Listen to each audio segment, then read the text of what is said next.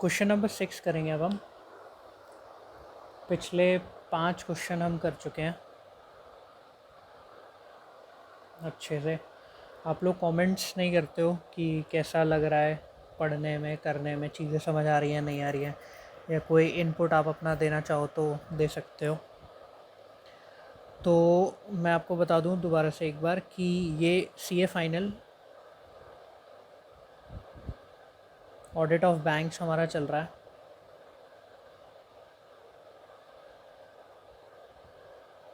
काफ़ी important chapter है और किससे चल रहा है ये हमारा आईसीए के प्रैक्टिस मैनुअल से ही चल रहा है।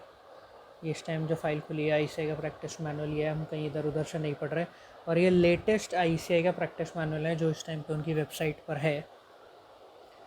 तो चलते हैं हम 6 क्वेश्चन की तरफ। एक बार बस मैं बता दूं कि इस चैप्टर के अंदर 24 क्वेश्चन हैं, 5 हम कर चुके हैं, 19 बचे, -1 अभी हो जाएगा, तो इफ़ेक्टिवली 18 क्वेश्चन बचते हैं हमारे इस वीडियो के बाद।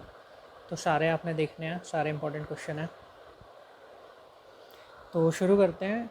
Discuss the concurrent audit system in commercial banks. बहुत इंपॉर्टेंट क्वेश्चन है, वेरी वेरी इंपॉर्टेंट, और बहुत बड़ा क्वेश्चन है, ध्यान से समझना। लेकिन इजी इतना है हद से ज़्यादा, बहुत एकदम सेल्फ एक्सप्लेनेटरी है सारा कुछ। बस ये है कि बड़ा है, साइज़ में आपको बहुत बड़ा दिखेगा। अगर मैं आपको दिखाऊं तो स्कोप है पहले, फिर कवरेज है, फिर types of activities to be covered है, इतना चलता है ये। लेकिन इतना इजी है हद से ज़्यादा, और जब पूरा का पूरा क्वेश्चन हम ब्रेक डाउन कर लेंगे तो आपको कुछ भी नहीं दिखेगा इसके अंदर। मैं आपको बता दूं कि इसका आंसर 3 पार्ट में बटा हुआ है। पहला स्कोप है, scope of current audit. Second बताएगा कौन कौन सी एक्टिविटीज़ आपको करनी है, type of activities to be covered. और थर्ड में बताता है कवरेज, क्या क्या हमें कवर करना है इसके अंदर, या ये सेकंड हो सकता है, देख लेते हैं शायद सेकंड का, हाँ सेकंड कवरेज है। थर्ड आता है type of activities to be covered. तो 3 पार्ट में बटा है। शुरू करते हैं। Scope of current concurrent audit. Concurrent audit is an examination. हर ऑडिट एक एग्जामिनेशन ही होती है, ये भी एक एग्जामिनेशन है। Which is contemporaneous with the occurrence of transaction. ये होता है contemporaneous with the occurrence of transaction का मतलब है जैसे ही ट्रांजेक्शन हुई सेम टाइम पे, मतलब जैसे ही in the same time of occurrence of transaction, same time में ही उसका एग्जामिनेशन करना, और is carried out as near thereto as possible, या देयर टू अगर नहीं भी पढ़ोगे तो ठीक है, एज नियर एज पॉसिबल। जैसे ही ट्रांजेक्शन हुई उसी टाइम पे चेक कर लो, या एज नियर एज पॉसिबल आप उसको चेक कर लो। ये होती है हमारी कॉन्करेंट ऑडिट। कॉन्करेंट बोल दो एकदम से हो जाने वाली audit.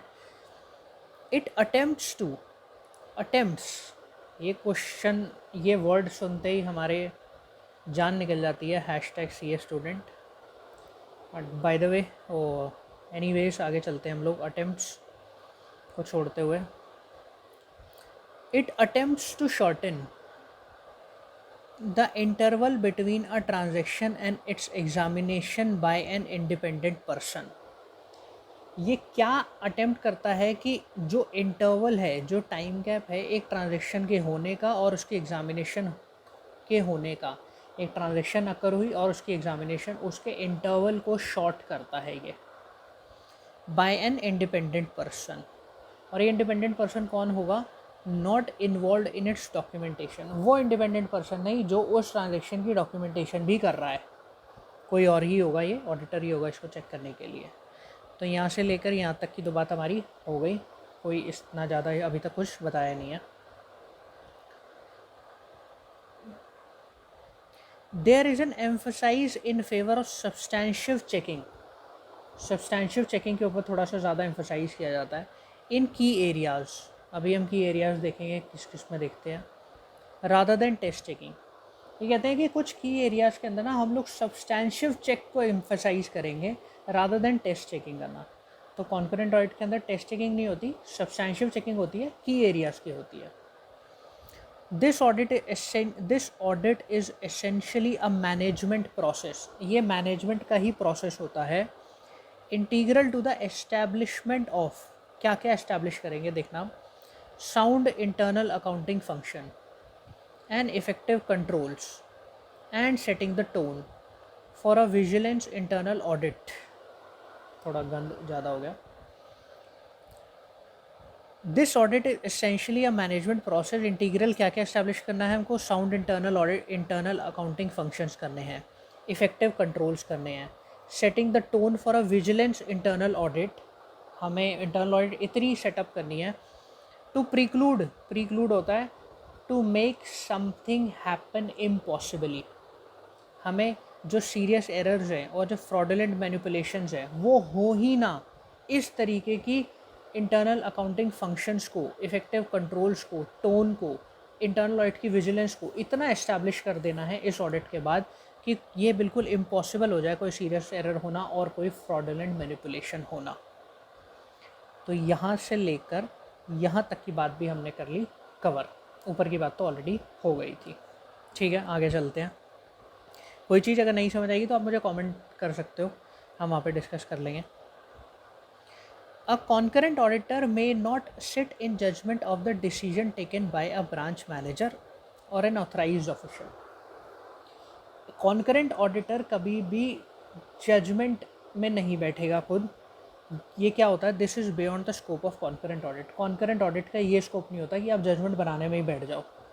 However audit, the audit will necessarily have to see whether the transactions decisions are within the policy parameters laid down by the head office। कि जो पॉलिसी, जो ट्रांजेक्शन्स कर रहे हैं, जो डिसीजन ले रहे हैं वो with in the policy parameters हैं या नहीं हैं, ये ज़रूर देखना है, भले आप जजमेंट में मत बैठो। They do not violate the instruction और policy prescriptions of the RBI. ऐसा ना हो कि आपके इंस्ट्रक्शंस और पॉलिसी प्रिस्क्रिप्शंस आरबीआई के अगेंस्ट हो, and that they are within the delegated authority. और ये कैसे होना चाहिए, एकदम डेलीगेटेड अथॉरिटी के अंदर ही होनी चाहिए। ठीक है, तो यहाँ से लेकर यहाँ तक की बात भी हमने कर ली कवर कि भैया जी कभी भी जजमेंट में ऑडिटर नहीं बैठेगा। ये है कि वो बाद में चेक ज़रूर करेगा कि कोई भी आरबीआई को लेकर या जो प्रोसीजर्स दे रखे हैं उनके अगेंस्ट तो कोई डिसीजन या कोई ट्रांजेक्शन नहीं कर ली गई। आगे चलते हैं। इन वेरी लार्ज ब्रांचेस, अभी ये आप पूछोगे कि वेरी लार्ज ब्रांचेस कहाँ से आ गई। अभी हम देखेंगे कौन किस किस की कॉन्करेंट ऑडिट होती है, तो वहाँ पर आप पढ़ोगे कि वेरी लार्ज ब्रांचेस या लार्ज ब्रांचेस या एक्सेप्शनली लार्ज ब्रांचेस, उनकी ही कॉन्करेंट ऑडिट होती है। तो ये बोल रहा है in very large branches which have different divisions dealing with specific activities, concurrent audit is a means to in charge of the branch to ensure on an ongoing basis that the different division function within the laid down parameter and procedures। अब ये कह रहा है कि इसको थोड़ा सा छोटा करते हैं ताकि हमें समझ आ जाए। यहीं पे इतना भी नहीं,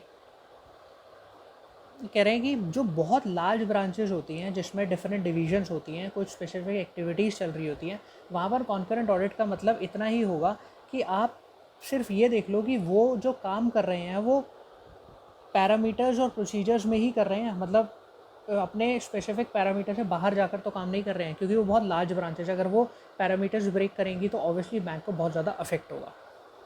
तो हमने स्कोप तो कर लिया इसका पूरा का पूरा कवर। ठीक है, स्कोप में आपने क्या पढ़ा कि ट्रांजैक्शन की अकरेंस के साथ एक कॉन्टेम्पोरेनियस होती है और ऑडिटर कभी भी जजमेंट में नहीं बैठेगा, लेकिन बाद में ट्रांजैक्शन और डिसीजन जो भी लिए गए वो चेक ज़रूर करेगा। और जो लार्ज ब्रांचेस होती है, जो स्पेसिफिक एक्टिविटीज़ कर रही होती हैं, उनके पैरामीटर्स को चेक करना ही कॉन्करेंट ऑडिट होता है। ठीक है, और कुछ मिस आउट तो नहीं करा मैंने बताने में ऊपर। थोड़ा सा ये कि सब्सटेंशियल चेकिंग के ऊपर हम एम्फोसाइज ज़्यादा करेंगे, ना कि टेस्ट चेकिंग के लिए। और वो कौन से होंगे, वो की एरियाज़ होंगे। और की एरियाज़ कौन से होंगे अभी हम देख लेंगे। ठीक है, सेकंड पार्ट पे आते हैं हम क्वेश्चन के। क्वेश्चन का सेकंड पार्ट क्या बोलता है कवरेज, कि आप कॉन्करेंट ऑडिट में किसको कवर करने वाले हो। The department division at the head office dealing with treasury functions. Treasury functions में क्या क्या आएगा आप देखो। इन नेमली investments, fund management, including interbank borrowings, bill rediscount and forex business are to be subject to concurrent audit। वो department HOK जो कि treasury functions करते हैं, ट्रेजरी फंक्शंस हमें पता है इन्वेस्टमेंट हो गया, इंटरबैंक बोरोइंग्स हो गई, फॉरेक्स के बिजनेस हो गए, इनकी कॉन्करेंट ऑडिट होगी। इन एडिशन ऑल ब्रांचेस इनकी तो होगी all branches offices undertaking such business, जो ये काम कर रहे हैं, एंड डीलिंग रूम्स जो इसमें हेल्प कर रहे हैं, have to be subjected to continuous audit. वो भी क्या रहेंगे, वो भी कॉन्टिन्यूस ऑडिट के अंडर ही रहेंगे जो बिजनेसेस इसको अंडरटेक कर रहे हैं, जो इसकी हेल्प कर रहे हैं। आगे चलते हैं। The coverage of branches should ensure that concurrent audit covers, जो ब्रांचेस की कवरेज होगी, लेट से हमारी एक ब्रांच 1 है, एक ब्रांच 2 है, एक ब्रांच 3 है और एक ब्रांच 4 है, तो कौन कौन सी ब्रांचेस इसमें कवर होने वाली हैं, तो वो अभी हम समझेंगे। Branches whose total credit and other risk exposure aggregate to not less than 50% of the total credit and other risk exposure of the bank. देखो क्या है, बेसिकली आपका total credit and other risk exposure कितना है, 100% है, ठीक है, 100% है। और आप B1 का है 25%, B2 का है 10%, B3 ये ब्रांचेज है, ब्रांचेज 1 ब्रांचेज 2, B3 का है फिर दोबारा 25% और B4 का है 40%, ऐसे ही होगा ना। तो 50%, एटलीस्ट 50%, तो ये दोनों तो कवर होंगी ही होंगी, मतलब वो सारी जो not less than 50% of the total credit वाली हैं उनको कवर करना ही है। Branches whose total credit and other exposure aggregate to not less than 50% of the total credit and other risk exposure. Basically 50% तो एटलीस्ट हमें कवर करना ही है, उससे ऊपर भी कर सकते हैं, 40 वाला भी हम ले लेंगे। नेक्स्ट कौन सी होती है, branches whose aggregate deposit cover not less than 50% of the aggregate deposits of the bank. और वो ब्रांचेस जिसमें कम से कम 50% not less than 50% of the aggregate deposits पड़ा है। तो दो क्राइटेरिया इन्होंने बताए हैं आपको, एक तो total credit plus other risk exposure, ये एक क्राइटेरिया बताया, और दूसरा बताया डिपॉजिट्स। दोनों का कम से कम एटलीस्ट आपको 50% कवरेज करती हुई जो ब्रांचेस है ना, उन सबको आपने कॉन्करेंट ऑडिट में लेकर जाना है। बात है इतनी सी। ये पॉइंट मुझे इतना रेलेवेंट नहीं लगा पढ़ने वाला कि किस तरीके से ये जो ऊपर के दो क्राइटेरिया हैं किस तरीके से अचीव करे जा सकते हैं। आपको पढ़ना हो तो पढ़ सकते हो, मुझे नहीं लगा, इसलिए मैं नहीं बता रहा यहाँ पर। नेक्स्ट आते हैं। नेक्स्ट पॉइंट क्या कहता है कि while complying with the above parameter it is necessary to ensure that the coverage encompasses. जब हम ऊपर की कवरेज कर रहे होंगे ना, वो जो 50% total credit and other risk exposure and deposit वाली, उसमें ये सारी ब्रांचेस तो आनी ही चाहिए, ये कह रहे हैं, ये तो होनी ही चाहिए। कौन कौन सी, एक्सेप्शनली लार्ज ब्रांचेस, इनको ज़रूर कवर करो। Very large and large branches, इनको कवर करो। वेरी लार्ज के तो ऊपर हमने एरियाज़ भी पढ़े थे कि अगर स्पेसिफिक एक्टिविटीज़ में है तो कॉन्करेंट ऑडिट में आएगा ही आएगा। Special branches handling forex business, merchant banking business, large corporate wholesale banking business, forex dealing room operations, इनको ज़रूर कवर करो, जो भी फॉरेक्स बिजनेस हमारे कवर करें। Large problem branches rated as poor, very poor, कुछ ब्रांचेस पुअर होती हैं, वेरी पुअर क्राइटेरिया मिला होता है, ये पुअर ब्रांच है, ये वेरी पुअर ब्रांच है, उनको ज़रूर कवर करो, क्योंकि देखना है ना कि कहीं कोई मैनिपुलेशन या कोई फ्रॉड तो नहीं हो रहा। Head office department dealing with the treasury funds management and handling investment portfolio, इसको ज़रूर कवर करो अपने कॉन्करेंट ऑडिट के अंदर। और लास्ट आता है एनी अदर ब्रांचेस और department where in the opinion of the bank concurrent audit is desirable. मतलब अगर जो बच गई और बैंक ऑडिट मतलब लगता है कि इसका कॉन्करेंट ऑडिट होना चाहिए, तो उसको भी हम कवर कर लेंगे। लास्ट पॉइंट हमारा जो कवरेज का आता है वो ये है कि branches subject to concurrent audit should not normally be included for revenue और इनकम ऑडिट। जिनकी कॉन्करेंट ऑडिट हो रही है उनकी रेवेन्यू और इनकम ऑडिट कराने की कोई ज़रूरत नहीं है। नॉर्मल सा पॉइंट बोल दिया यहाँ पर। अब लास्ट आता है हमारा थर्ड, 3 पार्ट में क्वेश्चन बटा हुआ था, थर्ड में है types of activities to be covered. अब types of activities to be की क्या हम इसके अंदर करने वाले हैं, देखो। The main role of concurrent audit is to supplement the efforts of the bank in carrying out simultaneous internal check of the transaction and other verification in compliance with the procedures laid down। देखो जो main role होता है ना concurrent audit का, वो ये होता है कि बैंक जो एफर्ट्स कर रहा है, बैंक जो ट्रांजेक्शन कर रहा है ना, आप उसको सप्लीमेंट करो बस। वो लोग ट्रांजेक्शन करते जाएँ, आप उसकी चेकिंग करते जाओ, ताकि कल को कोई भी गलती ना हो। बहुत लार्ज ब्रांचेस होती हैं, बहुत नंबर ऑफ ट्रांजेक्शन बहुत ज़्यादा होती है, चेकिंग पार्ट उनके हाथ से हो नहीं पाता, तो इसलिए आप उनको सिर्फ सप्लीमेंट करो उनके एफर्ट्स को। तो जो सबसे पहली एक्टिविटी होती है वो तो सप्लीमेंटिंग द एफर्ट्स ही होती है। सेकंड आता है the scope of concurrent audit should be wide enough to cover certain fraud prone areas. like handling of cash, deposit, safe custody, security, investment, overdue bills, exercise of discretionary powers, sundry and suspense account, interbranch reconciliation, clearing differences, forex business, in nostro account, off balance sheet item like LC, letter of credit, guarantees, treasury functions and credit card business. बहुत सारे businesses, बहुत सारे areas बता दिए और बोला कि concurrent audit इनको तो ज़रूर ही पकड़े, कि अगर कॉन्करेंट ऑडिट हो रही है तो इन एरियाज़ को ज़रूर पकड़े। और आप सारे एरियाज़ देखो ना, सारे के सारे बहुत इंपॉर्टेंट एरियाज़ हैं, कोई भी ऐसा नहीं है कि वो कोई भी बेकार सा एरिया बोल दिया। कैश बहुत इंपॉर्टेंट है, deposits, safe custody of security, investment, overdue bill, सारे के सारे इंपॉर्टेंट एरियाज़ हैं। तो इनको बोला गया कि इनको कॉन्करेंट ऑडिट में ज़रूर देखा जाए। इतना तो कॉन्करेंट ऑडिट का एरिया होना ही चाहिए ताकि ये भी कवर हो जाए। नेक्स्ट आता है कि detail scope of concurrent audit should be clearly and uniformly determined and the bank as a whole by the bank's inspector and audit department in consultation with the bank audit committee। जो भी आप scope concurrent audit का decide कर रहे हो वो एकदम clear होना चाहिए और यूनिफॉर्म होना चाहिए, और बैंक के इंस्पेक्टर हो गए या बैंक की जो कमिटीज़ हो गई वो ज़रूर इसके अंदर हेल्प करें और एक क्लियर और यूनिफॉर्म स्कोप बना कर दें कॉन्करेंट ऑडिटर को। बहुत नॉर्मल सा पॉइंट है। In determining the scope, importance should be given to checking high-risk transaction having large financial implication as opposed to transaction involving small amount। Basically जो high risk transaction होती हैं जिसका large financial implication होने वाला है उनको ज़्यादा ज़रूरी चेक करना है, ना कि छोटी मोटी स्मॉल अमाउंट्स वालों को चेक करना। लास्ट पॉइंट आता है हमारा, while the detailed scope of concurrent audit may be determine and approve by the ACB, यही वाली ACB, audit committee of the board of director. जो भी हमारा डिटेल स्कोप है कॉन्करेंट ऑडिट का वो डिटरमाइन और अप्रूव होना चाहिए ACB से। ठीक है, तो हमने 3 पार्ट में इस क्वेश्चन को करा। सबसे पहले हमने पढ़ा इसके अंदर स्कोप क्या क्या है, कॉन्टेम्पोरेनियस होना चाहिए, सब्सटेंशियल टेस्ट पढ़े, और ऊपर ही ले चलते हैं, जो कीवर्ड्स हैं वो हाईलाइट करता चलता हूँ कि कॉन्टेम्पोरेनियस होना चाहिए और इसके अंदर बेसिकली सब्सटेंशियल चेकिंग होनी चाहिए ताकि हम, और ऑडिट, हाँ सबसे मेन मैनेजमेंट का प्रोसेस इस तरीके से होना चाहिए कि बिल्कुल इम्पॉसिबल हो जाए सीरियस फ्रॉड होना। ऑन कॉन्करेंट ऑडिट कभी भी जजमेंट में नहीं बैठेगा, बियॉन्ड द स्कोप है उसके, लेकिन वो सारी की सारी वो चीज़ें ज़रूर देखेगा जो कि अफेक्ट कर रही होंगी प्रोसीजर को और RBI के बिजनेसेस को। और फिर ये कुछ बोला था कि जो चीज़ें स्पेसिफिक एक्टिविटी चल रही है उनको तो चेक करना ज़रूरी ही है।